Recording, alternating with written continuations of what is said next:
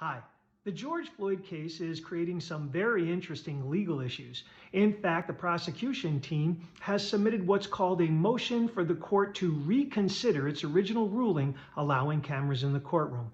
If you may recall, about a month ago, the judge issued an order that said cameras will be allowed in the courtroom when this trial starts on March 8th, 2021. The judge basically said that it's the defendant's right to have a fair and open trial, and it's the public and media's right to be able to see the trial. And in the times of a pandemic in which we live, it's much easier to see a trial when you have cameras in the courtroom. But the prosecution team never liked that ruling. They always thought that if you have cameras in the courtroom, it could affect the way the trial is conducted. So now they're asking the judge to reverse himself. And we'll see what the judge does.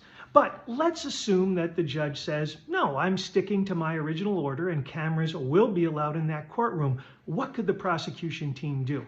Well, they could first go to the chief judge of Hennepin County and say, will you reverse this order? Or second, they could go to the Court of Appeals and ask for them to review it. Or third, they can simply live with the order and move on. So over the next few weeks, we're going to probably see the judge make a final decision on whether cameras will be in this courtroom. And it's yet another interesting legal issue that is part of this case.